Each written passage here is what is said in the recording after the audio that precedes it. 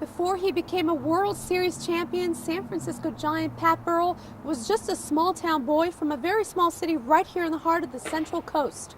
I traced his roots back to Boulder Creek and spoke to some of the people that meant the most to him, his coaches and mentors. Take a look.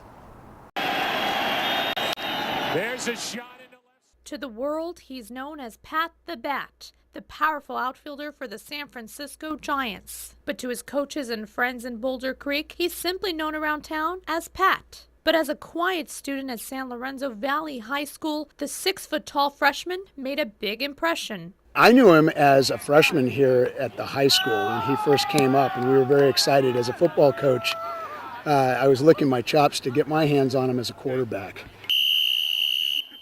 Long time for Landauer to hold that block. Football coach Doug Morris immediately spotted Burrell's knack for all sports. He was a phenomenal athlete.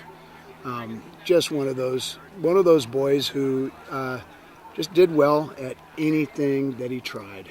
So well that he broke the mold, being one of the only freshman students to play varsity baseball. He was actually the first freshman that I've ever coached. Pat had such talent from day one that I figured he was ready for varsity baseball day one.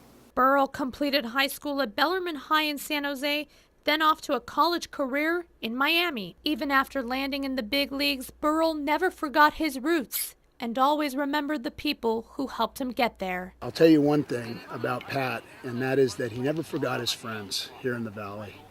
And one of the things that he did was he came back and he gave back to the baseball program here, gave $100,000 to the varsity baseball field. San Lorenzo Valley High used the money to rebuild a baseball field that used to get flooded with water. And Burrell came back a few years ago to see the changes.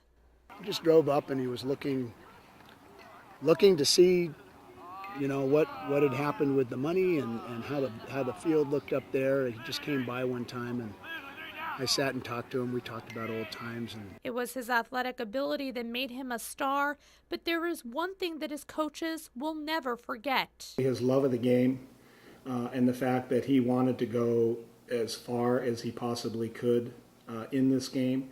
And he was just extremely dedicated. Tim Kenworthy was a baseball coach for Burrell and remembers that drive and ambition. He was the first on the field and the last to leave. And we just could never get him out of the batting cage. That's why I think he got his nickname Pat the Bat. And if he could offer him any advice for the World Series, it would be this. Wait a little longer on the pitch and consider taking it to the right side or right center field because he's a dead pull hitter. That would probably be my advice to Pat. He doesn't need much. So while he may not need any advice from his old coaches, before stepping up to the plate, Pat Burrell might take a moment to remember where it all began, right here in Boulder Creek. Ramona Guargues, KSBW, Action News 8.